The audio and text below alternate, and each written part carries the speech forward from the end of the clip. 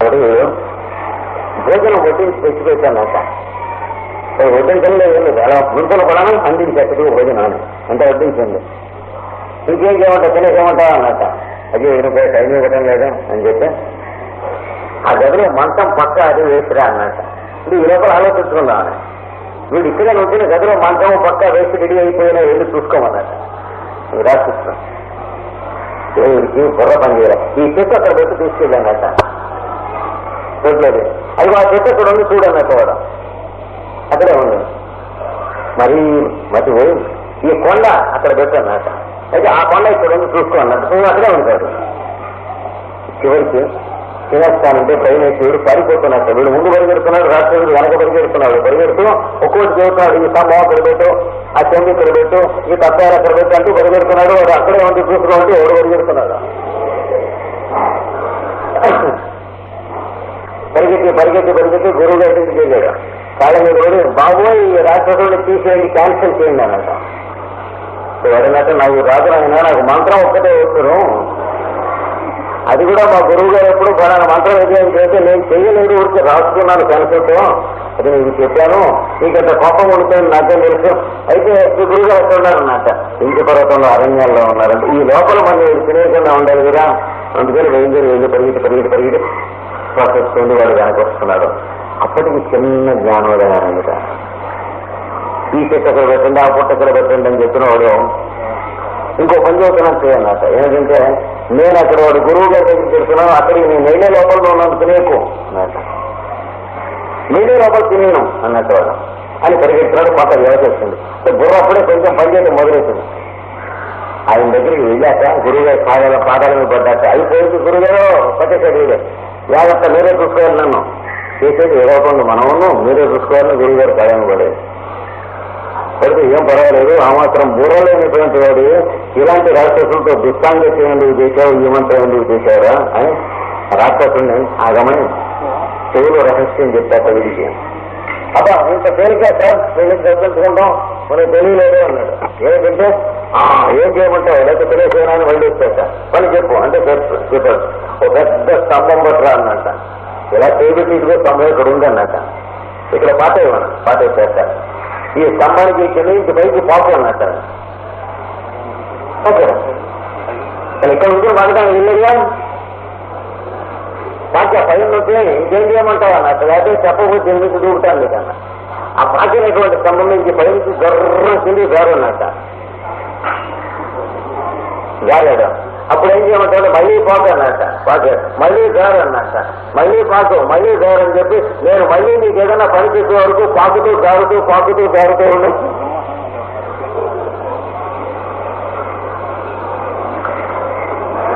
ఇది పాత తీరిపోయి 1983 జూలై 24వ తేదీ వరకు ఆ రాష్ట్రపతిలా పాకుతూ గారుతూనే ఉన్నాడు. ఈ పద్ధతి కావాలి మనస్సుతో. ఈ రాక్షసుడే మనస్సు. ఆ మంత్రం చేసిన వెర్రి వాళ్ళే మనస్సును కాన్సన్ట్రేట్ చేయడానికి చేస్తున్నటువంటి పిచ్చివాడు లభించడం. అందుకని ఏం చేయాలి, మనస్సుకి దానికి ఏదైనా పని చెప్పాలి. పని చెబితే ఆ పని అంతా నిలబడుతుంది. రాక్షసుడు అంటే అది. అందుకని మనకి పతంజలి భగవద్గీత మార్గంలో ఏం చెప్పారంటే శుచి అయిన ప్రదేశంలో కూర్చొని రోజు స్నాన సంఖ్యాలను నేర్చుకుని కన్నులు మూసుకుని శ్వాసని చూసుకో కష్టం. దానంతరకు శ్వాస ఎలా నడుస్తుందో దానంతరకు శ్వాస ఉచ్ఛ్వాసము నిశ్వాసము నీతో ప్రమేయం లేకుండా ఎలా నడుస్తున్నాయో చూసుకో. ఇప్పుడు గుర్తు పెట్టుకో, 2 స్పందనలు లోపల నడుస్తూ ఉన్నాయి. అందులో ఒక స్పందన గాలిని లోపలికి లాగేది, ఇంకొక స్పందన లోపల నుంచి బయటికి శ్వాసన వదిలేది. ఈ లాగే స్పందనని ప్రాణము అని అంటారు, ఈ వదిలే స్పందనని అపానము అంటారు. ప్రాణాపానము అని చెప్పి 2 పరిస్థితులు నడుస్తున్నాయి, 2 ఉభయ స్పందనలు. ఇవి వాటంతరే నడుస్తున్నాయి కానీ నువ్వు నడిపిస్తున్నాయి కాదని రెండోది గుర్తుపెట్టుకోమన్నాడు. కానీ లోపల ఎవరో ఒకడు నడిపిస్తూ ఉండకపోతే నడవు కనుక ఆ నడిపిస్తున్నవాడు కూడా లోపలే ఉన్నాడని 3వ పాయింట్ గుర్తుపెట్టుకోవాలి. ఆ నడిపిస్తున్నవాడి పేరేంటి, వాడి పేరు కూడా నేను అనేటువంటిది అని గుర్తుపెట్టుకో. ఈ పైన చూస్తున్నవాడి పేరేంటి, వాడి పేరు కూడా నేను అని గుర్తుపెట్టుకో. దాంతోనే చీకాకు వస్తుంది. దీనికి చెరువు పేరు పెడితే బాగుంటుంది కదండి. వీడికి నేనని వీడికి నీవని పెడితే సరిపోయి. కానీ ఇద్దరికి నేను ఎదురుతాను వచ్చి మనం కన్ఫ్యూజ్ అయిపోతున్నాం. ఇప్పుడు ఏం చేస్తామంటే ఈ శాఖని సరైన పద్ధతిలో దారిలోకి తీసుకురా. చిన్నతనంలో సరైన పద్ధతిలోనే ఉండేది శాఖలో. మనం ఉయ్యాలలో పడుకుని ఉన్న రోజుల్లో, ఆడుకుంటూ ఉన్నటువంటి రోజుల్లో, మనం నిద్రపోతూ ఉంటే పెద్దవాళ్ళు మనం చూసినట్లయితే ఎప్పుడైనా పసిపిల్లలు నిద్రపోతూ ఉంటే చూడండి, శాఖ చక్కగా క్రమబద్ధంగా నడుస్తూ ఉంటుంది ఉయ్యాల్లో పడుకున్న కుర్రాడికి. తల్లిదండ్రుల ఆరోగ్యంలో తేడా కనుక ఉన్నట్లయితే ఇలా శాఖ పీలుస్తూ ఉంటే మధ్యన ఉండండి కుర్రాడు అని మళ్ళీ పీలుస్తూ ఉంటాడు. అంటే ఒక 5-6 నెలల్లో కుర్రాడికి ఉపశం వ్యాధి వస్తుంది, తండ్రికో తల్లికో ఉన్నది అని అర్థం. ఆరోగ్యంగా ఉన్నప్పుడు శాఖ ఎలా నడుస్తుందో చూడు. చాలా లయాత్మకంగా సంగీతంలో అలాగే నడుస్తుంది, లేదా ఛందోబద్ధమైనటువంటి మార్గంలో నడుస్తుంది. ఇక నడుస్తూ ఉన్నటువంటి శాస్త్రజ్ఞుడు పెద్దవాడు అవుతున్న కొద్ది ఏం చేస్తాడంటే చెదరు కొట్టుకుంటాడు. చిన్నగా నడగనివ్వడం. శాఖ చిన్నగా నడుస్తూ ఉంటే గుండె కొట్టుకుంటే చిన్నగా నడుస్తూ ఉంటుంది. అక్కడ ఇంకో ఆయన ఉన్నాడు, ఈ శాఖ నడుపుతున్నాడు కనుక లోపల భజన చేస్తూ రామనామం చేస్తున్నాడు, ఆంజనేయ స్వామి. అంటే హార్ట్ బీట్, అది గుండె కొట్టుకుంటూ ఉంటుంది. అది కూడా చక్కని పద్ధతిలోనే కొట్టుకుంటూ ఉంటుంది, చాలా లయాత్మకమైనటువంటి ఛందోబద్ధమైన పద్ధతిలో కొట్టుకుంటూ ఉంటుంది. అలాంటిది కొట్టలేవం. మనం పొల పెడుతూ ఉంటాం. పెద్దవాళ్ళు ఆయన కొద్ది ఏవేస్తున్న కొద్ది ఏం చేస్తాం, 6 నిమిషాలు ఉంది రైలుకి టైం. 6 నిమిషాలు ఉన్నవాడు రైలుకి వెళ్ళిపోవాలి. కానీ ఈ లోపల అన్నం తిని విధానం కూర్చుంటాడు ఇస్తారు దగ్గర. 3 నిమిషాల్లో అన్నం తిని 6 నిమిషాల్లో రైలు పోయినా. రైలు కడదామని మనస్సులో బుద్ధి పెట్టుకుని అన్నం తింటాం కూర్చున్నటువంటి వాడికి ఈ శ్వాసను ఈ గుండె కొట్టుకుంటామని కాలం తప్పుతుంది, లయ ఛందస్సు తప్పుతుంది, కపటాళం వేయటం మొదలెడతాం.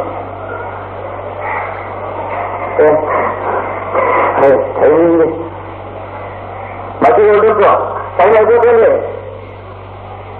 అంటే అన్నం తింటున్న బదులు పిండా కూడా వేసుకుంటున్నట్టుగా తింటాడు. ఇది వేసి బండి అందదేమో మీరు బండిలో కూర్చొని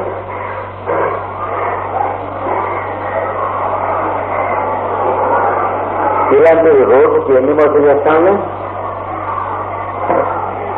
బస్తా ఉండదేమో, రైలు ఉండేది పోతే నిజమైనటువంటి పరిస్థితిలో రైలు ఉండేది పోతే నష్టం ఏమి? శ్వాసం ఏంటి నష్టమా? రైలు ఉండకపోతే నష్టమా? మనకి ఏమాత్రమైనా చిన్న ఎత్తు ఎలుక తోట మీద వెంట్రుకు ఎత్తు బుర్ర మనకు కామన్ సెన్స్ ఉన్నా ఇలా అంటే ఎక్కువ ప్రమాదం అనేది, రైలు అందకపోతే ఎక్కువ ప్రమాదం లేదని తెలుసుకుండవచ్చు. కానీ మనకున్న బుద్ధి కుక్క బుద్ధి ఎలాంటిదంటే బండి అందకపోతే పనులు ఇవ్వలేదండి. మీరు ఎదుగుపోయి పనులు అయితే ఉండమా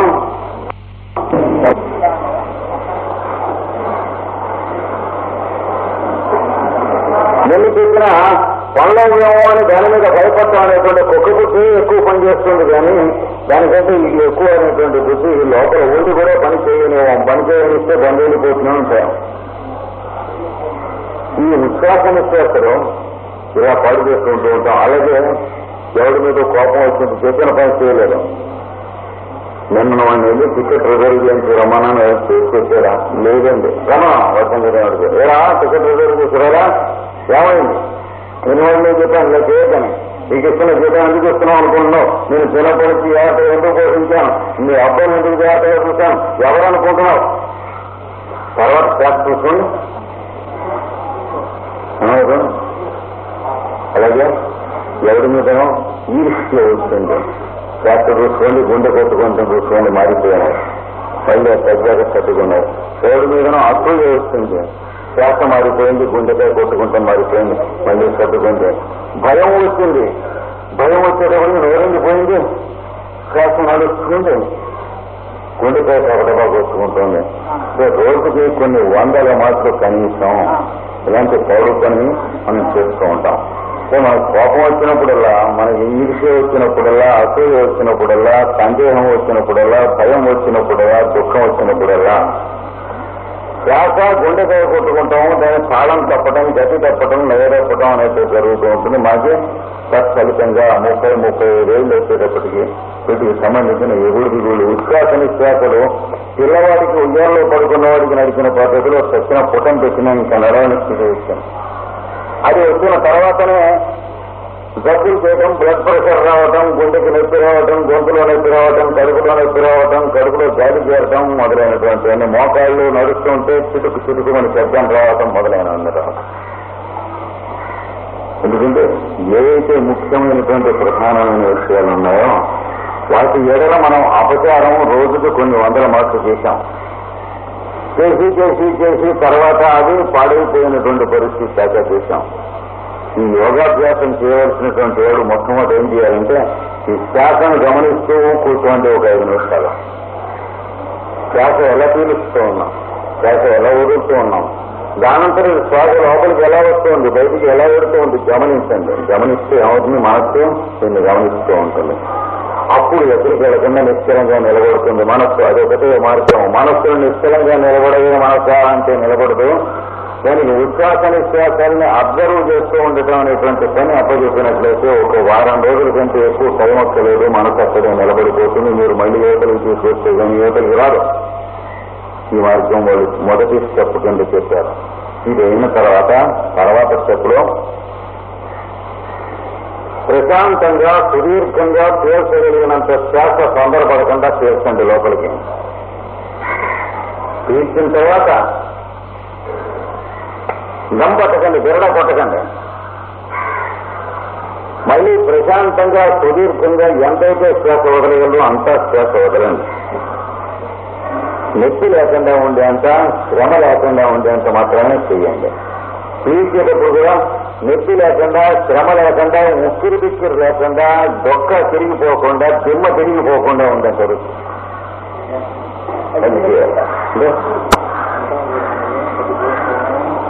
ఎంత పేరుతుందో అంత పేరుతండి, నిదానంగా పేరుతండి, ఎగుడుదిగుళ్ళుగా పేరుతుందండి. అతనికి ఎంత వదలగలరో అంత వదలండి, నిదానంగా వదలండి, ఎగుడుదిగుళ్ళు లేకుండా వదలండి. ఈ రెండు చేస్తున్నప్పుడు ఈ పీలుస్తున్న శ్వాసనే మనస్సుతో చూస్తూ గమనిస్తూ ఉండండి, విడుస్తున్న శ్వాసనే మనస్సుతో చూస్తూ గమనిస్తూ ఉండండి. ఉచ్ఛ్వాస నిశ్వాసములను గమనించుకుంటూ ఉచ్ఛ్వాస నిశ్వాసాలు చేయండి, క్రమబద్ధమైన మార్గంలో చేయండి. ఈ ప్రయత్నం చేయడం పేరు స్థిర సుఖమాసనం. దీనివల్ల శ్వాసకు స్థిరత్వం వస్తుంది, గుండె కొట్టుకుంటానికి స్థిరత్వం వస్తుంది. ఈ రెండింటికి స్థిరత్వం వచ్చి మనస్సు అక్కడ నిలబడితే తప్ప మనస్సుకి స్థిరత్వం రాదు. ఎన్ని చేసినా సైకాలజీ ఎన్నో క్లాస్ అయినా మనస్సుకి స్థిరత్వం రాదు. బ్రస్సెల్స్, ప్యారిస్ మొదలైన ఊళ్ళల్లోకి వెళ్తూ ఉంటే ప్రతి సంవత్సరం సైకలాజికల్ అడ్వైజర్స్, సైకాలజీ ప్రొఫెసర్స్ అని ఉంటారు. వాళ్ళు అంటే నిద్ర పట్టకుండా బాధపడుతున్నటువంటి వాళ్ళు, ఏదో చికాగ్గా ఉన్నటువంటి వాళ్ళు, భయంగా ఉంటున్నటువంటి వాళ్ళు, అంటే కాంప్లెక్స్ అంటారు వాళ్ళు. అలా ఉన్నటువంటి వాళ్ళకి వైద్యం చేస్తామని పేరుతో వీళ్ళు బోర్డు కట్టుకుంటారు. ఈ సైకాలజీ వాళ్ళు అడ్వైజర్స్. వీడి దగ్గరికి వాడు రావడంలో ఒక $100 వీడికి ఫీజు ఇచ్చి వాడికి ఇలా బాధగా ఉందని వాడు చెప్పడం వల్ల వాడంతా వినటం వల్ల వీడికి ఏదో నిద్రమత్తు మొదలైన నానాగడ్డిని 2 బిళ్ళలు వెళ్ళటం జరుగుతుంది. ఆ సైకలాజికల్ అడ్వైజర్స్ అనేటువంటి సైకాలజీ ప్రొఫెసర్స్ వాళ్ళు నా దగ్గరికి వస్తూ ఉంటారు. అంటే మనం మనగేయడం అని కాదు, వాళ్ళు సన్నాసులు నడుస్తాం మనకన్నా. వచ్చి నిద్ర పట్టడం లేదండి, నా వయసుకి నాకు పడదండి, నా సంస్కారం ఇలా అయిపోయిందండి. సైకాలజీ ఇవ్వడానికి మొహం, వాడి భార్య వాడి మాట ఏమవుతా, ఇంకోటి సైకలాజికల్ ఉపయోగిస్తానంటారు. కూడా శ్వాసకి నిశ్చలత్వం వచ్చినప్పుడు శరీరవాతం శరీరచిత్తం నిశ్చలం పదే యోగాభ్యాసం చేశాడు. వాయువు చాంచల్యంగా ఉంటుంటే చిత్తం చాంచల్యంగా ఉంటుంది. వాయువు చక్కగా నిశ్చలత్వంలో చేస్తే చిత్తం నిశ్చలత్వంలోకి వస్తుంది. ఇది పద్ధతి అన్నాడు. ఈ స్థితి కోసం అని చెప్పి ఇది అభ్యాసం చేసిన తర్వాత ప్రశాంతంగా కొన్ని శ్వాసలు అలాగ నెమ్మదిగా లోపలికి పీలుస్తూ గమనిస్తూ ఉండండి, అలాగ బయటికి వదులుతూ గమనిస్తూ ఉండండి. మనస్సుకి ఆసనము అనేటువంటి స్థితి, స్థిర సుఖం ఆసనం అని పతంజలి చెప్పింది, లేకపోతే సుఖం ఆసనం ఆత్మన అని భగవద్గీతలో చెప్పింది. దాని అర్థం అంటే ఏమిటో తెలుస్తుంది. ఈ తెలిసేందుకు ముందేం చెప్పారు భగవద్గీతలో? ప్రాణాపానౌ సమో కృత్వా నాసాభ్యంతరచారిణో. నాస అంటే ముక్కు, ముక్కులోకి లోపలికి చెవిస్తూ ఉన్నది. అభ్యంతరం అంటే లోపల నుంచి యువతలకి తెలుస్తూ ఉన్నది. ఈ రెండు ముక్కులోకి ముక్కు యువతలకి తెలుస్తున్నది. ప్రాణ అపాన అనేటువంటి రెండు సమానమైనటువంటి పరిస్థితి తీసుకురావాలి. శ్వాసని సమానమైనటువంటి పద్ధతిలో తీసుకురావాలి. ఇది తీసుకొచ్చిన తర్వాత ఇంకొక పని చేసుకోండి. ఏమిటది? పీలుస్తూ ఉన్న శ్వాసని వింటూ అందులో ఒక అక్షరం వినపడుతుంది. జాగ్రత్తగా క్రమంగా శ్వాసని లోపలికి ఎలాగా పీలుస్తూ వింటూ ఉంటే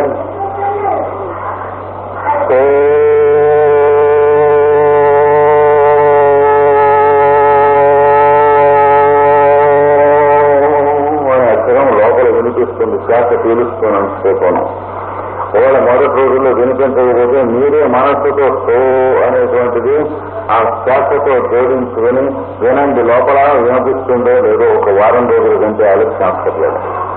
తర్వాత శ్వాస విడుస్తున్నంతసేపు కూడా హం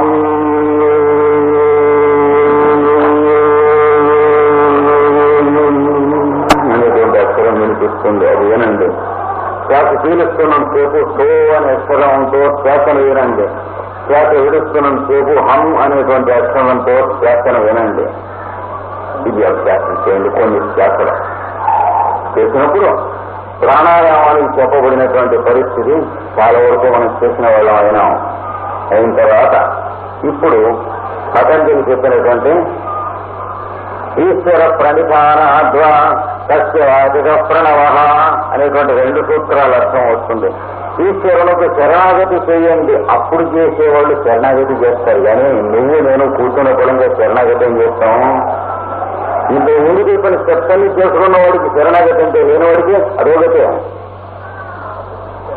ఈ చేసిన తర్వాత శరణాగతి చేయండి అంటే ఎలా చేయండి అంటే తస్య ప్రణవ, వాడిని పిలిచేటువంటి వాక్కు ఓంకారం. వాడు మనల్ని పిలిపించి మనల్ని పిలిచేటువంటి వాక్కు ఓంకారం. వాడు లోపల నుంచి వరకు నువ్వు ఓంకారం చేయరా అని మనం అన్నట్లయితే మనం ఓంకారం చేద్దామని మనకు అనిపిస్తుంది. ఈ రెండు కలిసేందుకు ఓంకారం చేయమని. అప్పుడు మళ్ళీ శ్వాసలో పీలుస్తున్న సేపు మానసికంగా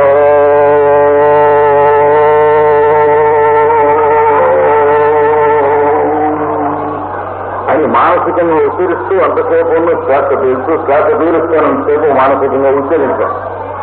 అయిన తర్వాత మళ్ళీ శ్వాస వదులుతున్నప్పుడు వాచికంగా ఉచ్చరించు. లోపలికి పీలుస్తున్నప్పుడు మానసికంగా ఉచ్చరించు. శ్వాస బయటికి వదులుతున్నప్పుడు వాచికం కంఠంతో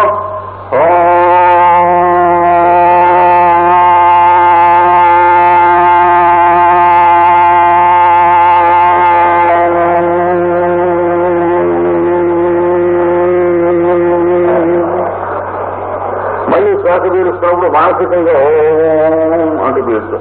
మళ్ళీ వదులుతున్నప్పుడు ఓం అని కంఠంతో అంటూ విడిచిపెట్టాం. దీనిని ఏమన్నారు? ఈశ్వర ప్రణిధానము లేక శరణాగతి. సత్యవాచక ప్రణవ అంటే వాడిని ప్రణవంతో గొంతెత్తి పిలుపుగా, వాడు మన గొంతెత్తించి ప్రణవంతో మన చేత పిలిపించుకున్నటకై ముట్టకపడుట. ఇది జరిగేటప్పుడు ప్రాణాయామం అనేటువంటి స్థితి పూర్తి అవుతుంది. యమము, నియమము, ఆసనము, ప్రాణాయామం ఇవి ఒకదాని తర్వాత ఒకటి అభ్యాసం చేసేవి కావు. అన్ని కలిసి అభ్యాసం చేయాలి. చెప్పటం ఒకదాని తర్వాత ఒకటి చెప్పాడు కానీ రావటం క్రమంగా ఒకదాని తర్వాత ఒకటి వస్తాయి. కానీ అభ్యాసం చేసేటప్పుడు మోంగడుకుని స్నానం చేసి ఏంటంటే ఒక రోజునే కదా, ఒక రోజున మోంగడుకుంటా అభ్యాసం చేసి రెండో రోజు స్నానం చేసి అభ్యాసం చేసి ఎలా చేస్తామా? కనుక ఈ 8 అంగములు కూడా అభ్యాసం చిన్నగా చేసుకోవాలి. చేసి ఈ స్థితి వచ్చేటప్పటికి మనస్సు ఏమవుతుంది? అంతకుముందు మీరు శాసన చూస్తున్నప్పుడు అక్కడ ఆగిపోయింది. ఇందాకే మళ్ళీ మీరు బయటికి రమ్మంటే కానీ రాదు. మీరు ఓమని ఉచ్చరించి వినటం మొదలెడితే అది కూడా వింటూ ఉన్నది ఆగిపోయింది, ఇంకా బయటికి రాలేదు. దానికి ఒక పని చెప్పినట్లయితే నిశ్చలత్వంలో నిలబడుతుంది మనస్సుగా.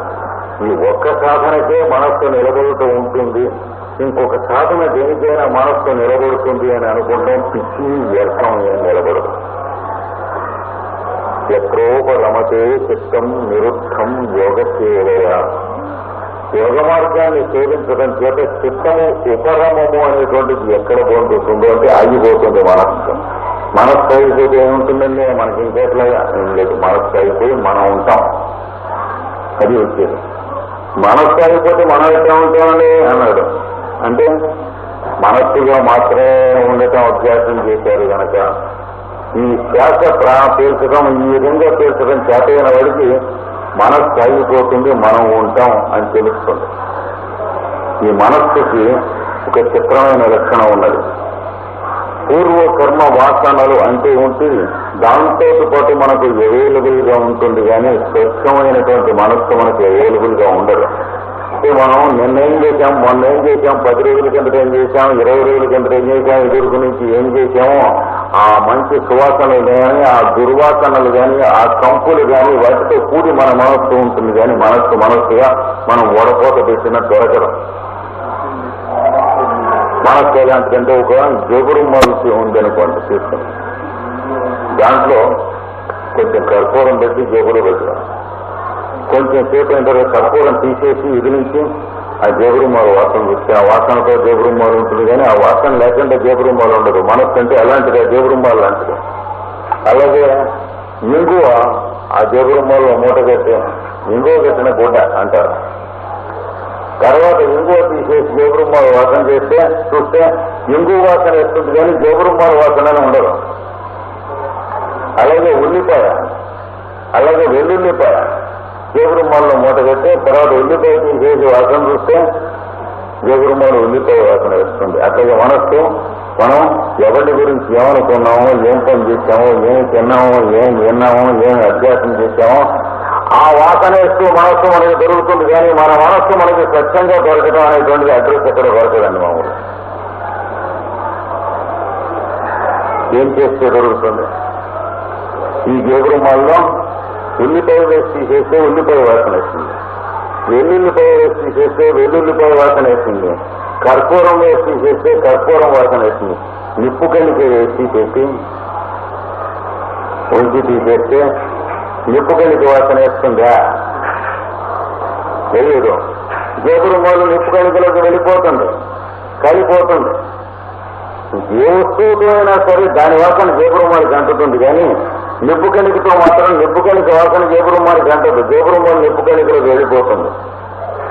అలాగే మన పూర్వకర్మకు సంబంధించి ఏం చేసినా సరే దాంతో మనస్సు కంపు కొడుతూ ఉంటుంది, కానీ నీ శ్వాసను నువ్వు గమనించుకుని దాని వంక చూస్తూ అందులోంచి ఓంకారం ఉచ్చరించి వింటూ ఉన్నప్పుడు మాత్రం దాని వాసన మనస్సుకు పట్టదు. మనస్సు మాయమైపోయి ఇంద్రియం భస్మం అయిపోతుంది, మనస్సు ఉండదు, మీరుంటారు. ఈ మార్పు జరుగుతుంది. ఇది ఒక శ్వాసను గమనించుకుంటూ కూర్చున్న వాడికే చేత అవుతుంది. అలాగే కంఠంలోంచి ఓంకారం ఉచ్చరిస్తూ దాన్ని విన్నవాడికి చేత అవుతుంది. ఇంకో 3వ వాడికి పుటం పెట్టినా చేత కాదు. ఇది చేసి ఇంకేదన్నా మంత్రం చేసుకుంటే వాడికి పుట్టగతులు ఉంటాయి, కానీ ఇది చేయకుండా ఇంకేమన్నా మంత్రం చేసుకుంటుంటే తంత్రమే, ఇంకేం లాభం లేదు. గాయత్రి అయినా అంతే, మరి అష్టాక్షరి అయినా అంటే ఏంటో వీడు వైష్ణవుడు అయ్యింది ఎలా చెబుతున్నాడు అనుకోకండి. పంచాక్షరి అయినా అంటే, నారసింహం అయినా అంటే ఇది ఏంటంటే, లేదంటే హైగ్రీవం అయితేనో అన్నాడు అదేనా అంటే, దక్షిణమూర్తి అదేనంటే ఉత్తరమూర్తి అయినా ఏదేనంటే.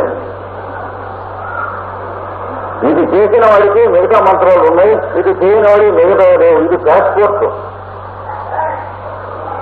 ఎందుకంటే ఏ మంత్రం చేసినా శ్వాసతోనే కదా చేయాల్సింది. అది బయట చేసుకోకుండా కుళ్ళు గంపు కొడుతున్న శ్వాసతో ఏ మంత్రం చేసినా కుళ్ళు మంత్రమే అవుతుంది. ఇది చెప్పేది అది ముందు ఇది చెప్పి అభ్యాసం నిలబడితే మనస్సు దాని ఏంటి నిలబడుతుంది. నిలబడ్డ తర్వాత ఇంక వీడి మనస్సు ఉండదు. మనస్సు ఉండనప్పుడు ఇంద్రియాలు కూడా ఉండవు. ఏమైనా మనస్సు ఇంద్రియాలు ఏమవుతాయండి? చేస్తున్నసేపు స్విచ్ ఆఫ్ చేస్తే లైట్ ఏమవుతుందండి? గదిలో లైట్లోంచి వ్యాపిస్తున్న వెలుతురు స్విచ్ ఆఫ్ చేసే వెలుతురు ఏమైంది? పారిపోయిందా, మాయమైందా, మిగిలిపోయిందా, అరిగిపోయిందా? కొంచెం సైంటిఫిక్ గా ఎక్స్ప్లెయిన్ చేయండి. గదిలో ఉన్నటువంటి వెలుతురు ఏమైంది? చీకటి వచ్చేటప్పటికి వెలుతురే చీకటి అయిపోయిందా, లేకపోతే చీకటి వచ్చేసి వెలుతురు నొప్పేసిందా? ఉన్న పెద్దలు సైన్స్ ప్రొఫెసర్లు వాళ్ళు ఉన్నవాళ్ళు ఎవరైనా ఉంటే చెప్పండి. హార్వర్డ్ యూనివర్సిటీలో సైన్స్ ప్రొఫెసర్ని అడిగాను, చెప్పండి. ఆక్స్ఫర్డ్ యూనివర్సిటీలో అడిగాం, ఫ్రాన్స్ లో అడిగాం, బెర్లిన్ లో అడిగాం, స్విట్జర్లాండ్ లో అడిగాం, సైన్స్ ప్రొఫెసర్ని అడిగాం. స్విచ్ ఆఫ్ చేస్తే గదిలో ఉన్నటువంటి వెలుతురు ఏమవుతుంది? చనిపోతుందా, పోతుందా, మాయమవటం అంటే ఏమవుతుంది? చీకటి వస్తుందంటే చీకటి దాన్ని ఏం చేస్తుందా? ప్రస్తుతం ఉన్న ఫిజిక్స్ కి సాహసు కానీ గుండె దమ్ము కానీ దీన్ని ఎక్స్ప్లెయిన్ చేసేందుకు లేదు. ఇంకొక శతాబ్ది పోవాల్సి ఉంటుంది. ఎందుకంటే లైట్ అంటే ఏమిటో చెప్పగలిగినటువంటి స్థితి రానటువంటి దుస్థితిలో ఉన్నది ఇప్పుడున్న ఫిజిక్స్. సిరీసే తేలని వాళ్ళే కొట్టుకు వస్తున్న వాళ్ళు మనకి మీకు ఏం చేయతారు, కామన్ దానికి ఏం చేయతారు, టెక్నికల్ సెలవుకి ఆన్సర్ రానప్పుడు కామన్ దానికి పెట్టేది వాళ్ళే దరిద్రంతో వస్తున్నారు. అందుకని వెలుతురు ఏమయ్యానో స్విచ్ ఆఫ్ చేస్తే మనస్సు అదే అవుతుంది. ఈ ఉచ్ఛ్వాస నిశ్వాసాన్ని శాంతించారు. నిద్రపోయినప్పుడు మనస్సు ఏమైంది? పోయిందా? నిద్ర పోయాం ఎక్కడికైనా మనం నిద్ర పోతున్నాడు అంటారు. నిద్ర ఉంటున్నాడు అనకూడదా? ఏదో వాడెవరు మొదటి వాడు తెలియక నిద్రపోతున్నాడు అన్నారు, మనందరూ కూడా పోతున్నాడు అన్నా. ఈజ్ గోయింగ్ ఇంటూ స్లీప్ అంటే ట్రాన్స్పోర్టేషన్ జరుగుతుంది ఫిజికల్ గా. ఏమి ఉన్నవాడు ఉన్నట్టే నిద్రపోయి ఊరుకుంటున్నాడు, ప్రతి ఊరుకున్నాడు అన్నట్టు. అది ఒకటి వస్తుంది ఇప్పుడే. పోవటం అంటే ఏదైనా పోవటం అంటే ఉంటానే, ఎక్కడికి పోయి వీళ్ళు తీసుకుని ఎవరు పడుతుందేగా, శరీరం అక్కడే ఉంటుంది. కానీ జీవుడు ఎక్కడికి వెళ్తాడు? ఎక్కడికి వెళ్తాం. శరీరం వదిలి జీవుడు వెళ్తాం అంటే ఎక్కడికైనా వెళ్తాం అని అర్థం కాదు. ఈ స్థితి నుంచి ఇంకో స్థితిలోకి వెళ్తాం అని అర్థం. అయోమయం వెళ్ళకూడదు. నిద్రలోకి వెలుగులోకి వచ్చేస్తే అంటే వచ్చేసి లేచేస్తారు అయితే కళ్ళు కొడుకుని గమనం పైకి వచ్చేసండి నిద్రలోకి వచ్చాడంటే అర్థం. ఆ స్థితి నుంచి ఈ స్థితిలోకి వచ్చాడని అర్థం కాదు, అక్కడి నుంచి ఇక్కడికి వచ్చాడని అర్థం కాదు. ఇన్ టర్మ్స్ ఆఫ్ స్పేస్ కాదు, in terms of degree of awakening. కొంచెం జాగ్రత్తగా గమనించుకోవాలి. అంటే 21st సెంచరీలోనో 22nd సెంచరీలోనో సైంటిస్ట్ దీని గురించి చెప్పగలుగుతారు. ఈ లోపల వాళ్ళ కోసం ప్రతి తత్వసమయం కోసం మనం ప్రొవైడ్ చేస్తాం. పెద్దలు చెప్పిన గ్రంథాలు ఉన్నాయి, చదువుకుంటాం. పతంజలి వాళ్ళు చెప్పినటువంటి గ్రంథాలు ఉన్నాయి. మోడర్న్ సైంటిస్ట్ ఇంకా చెప్పలేరు కదా అంటే వాడి మొహాన పొద్దు కూడకపోతే మనం వెయిట్ చేయాల్సిన అవసరం లేదు. అందుకని ఈ పెద్దలు చెప్పినటువంటి మార్గంలో మనం చెప్పుకుని వెళ్తాం. ఫిజిక్స్ వాడు, బయాలజీ వాడు, కెమిస్ట్రీ వాడు చెప్పినాక మనం ఆగినట్లయితే మనకి అన్ని వెళ్ళిపోతుంది. ఇది చూసుకోవాలి. కోపడికండి, కోపడి మీద ఆన్సర్స్ లేవు ఎవరి దగ్గర. నా దగ్గరే ఉంటే ఈ జగదాచార్యుల దగ్గర ఒకళ్ళ దగ్గరే ఉన్నాయి. యోగాచార్యులు యోగాభ్యాసం ఇచ్చినటువంటి వాళ్ళ దగ్గర, మిగతా వాళ్ళ దగ్గర దాని ఆన్సర్ దేనికి ఒక బెడ్రూమ్ ఒక ఆన్సర్ లేదు నేను చెబుతున్నాను. ఏ సైన్స్ నేర్చుకున్న వాళ్ళ దగ్గర కూడా లేదు. లక్షల సంవత్సరాల కిందట ప్రపంచానికి మానవ జాతికి కనువిప్పు కలిగించినటువంటి ఒక యోగ దర్శనం ఇచ్చినటువంటి మహానుభావులు ఎవరైతే ఉన్నారో, వాళ్ళ అనుయాయులు ఎవరైతే ఉన్నారో, అవతారమూర్తులు ఎవరైతే ఉన్నారో వాళ్ళు ఒక్కళ్ళకే ఈ శాస్త్రం తెలుసు. ఇన్ని లక్షల సంవత్సరాల నుంచి వాళ్ళ దగ్గర నుంచే మన దగ్గరికి వస్తూ ఉంది. మిగిలిన వాళ్ళకి ఎవరికి ఆనాడు తెలియలేదు, ఈనాడు తెలియలేదు, రేపు ఏమైనా తెలుస్తుందేమో చూడాలి. అభ్యాసం చేసుకున్న వాడికి వాడి సొంత ఆస్తి కింద తెలుస్తుంది. ప్రతి వాడికి ఫీజు చెల్లించుకోకుండా ఇది నేర్చుకోవాలంటే ఫీజు కొనుక్కుంటాం కోసం డొనేషన్ అనే పేరుతో లంచం కట్టవలసినటువంటి అవసరం లేదు. ఈ కులం వాడికి ఇన్ని సీట్లు అనేటువంటి సమకూర్చి దీనికి అక్కర్లేదు. ఎవరు అభ్యాసం చేస్తే వాడికి వస్తుంది ఈ విద్య. అభ్యాసం చేయగానే క్వాలిఫికేషన్ కానివ్వండి, బలానా కులంలో పుట్టడం క్వాలిఫికేషన్ కాదు. ఇది ఎన్ని లక్షల సంవత్సరాల నుంచి ఇలాగే నడుస్తుంది. సీట్ రిజర్వ్ చేసినా ఇది రాదు, రిజర్వ్ చేయకపోయినా రావాల్సిన వాడికి వస్తుంది. దాని పవిత్రత అలాంటిది. మనం ఇలా అన్నారు కృష్ణాచార్యులు అని చెప్పి ఏడ్చిపోయి లాభం లేదు. సత్యం అంటే కులమత భేదాలు నశించాలని గొంతు చూసుకుని దొంగ వేషాలు వేసిన వాడు రాదు. టీవీ గారి పేర్లు నలుగురానికి ఇక్కడ కూర్చొని భోంచేసినాక వడ్డించిన వాడు ఏ కులమో భోంచేసిన వాడు ఏ కులమో తెలియనటువంటి ఇలాంటి చోట వస్తుంది. కానీ మీ కులం తెలిసి మీకు ఉద్యోగం ఇస్తామని అనుకునేటువంటి చోట హైదరాబాద్లోనూ ఢిల్లీలోనూ ఏమొస్తాయండి మీకు? మీ కులానికి ఇన్ని సీట్లు అనేటువంటి దరిద్రం ఉన్న చోట రావు. రామకృష్ణ మిషన్లో స్వామీజీ ఉన్నారు అంటే వారు ఆశ్రమం పుట్టుకోకముందు ఏ క్యాస్ట్ అని అడిగేటువంటి దరిద్రం కూడా రావు. స్వామీజీని గురించి ఎవరు అడగడు ఇంకా ఏ క్యాస్ట్ అని. కనుక రామకృష్ణ మిషన్లో వస్తాయి, మీకు వస్తే ఇలాంటి చోట వస్తాయి. కానీ ఈ కులానికి ఎన్ని సీట్లు, ఈ కులానికి ఎన్ని సీట్లు అనే చోట రావు. దీనికి కోపడి కానీ కోపడి కూడా లాభం లేదు. శ్రీదేవి గారి పట్టం గారి అది ఎక్కడున్నాయో అక్కడ కూర్చొని ప్రేయర్ చేసుకుంటూ ఉంటే, అక్కడ కూర్చొని గురు పూజలు జరుగుతూ ఉంటే వండిన వాడు ఏ కులం, వడ్డించిన వాడు ఏ కులం, వీడియో పార్టీ వాడు ఆ పార్టీ అనేటువంటిది ఇదివరకు పుట్టలేదు, ఈ రోజున పుట్టరు, రేపు పుట్టారు. పరమ గురువులు అంటే అది, వాళ్ళ మార్గం అంటే అది. ఇది సహజంగా పురాణం ఉన్నవాడికి అనుకుంటుంది. కానీ వీటికి ఇదే దాని సరే అని చెప్పి యోగాభ్యాసం చేస్తామంటే అంటారు. కనుక ఈ ఉచ్ఛ్వాస నిశ్వాసాల యొక్క ఈ కథ ఈ విధంగా తెలుసుకుని అభ్యాసం చేసిన తర్వాత మనస్సు నిలిచిపోయి మనం ఉండటం అనేటువంటిది ఏమిటో రుచి చూసుకున్న తర్వాత కావలసి వస్తే మనస్సు వస్తూ ఉంటుంది. కానీ కాకపోతే మనస్సు ఉండదు. ఇలాంటి స్థితిలో ఇది అభ్యాసం చేసుకున్న తర్వాత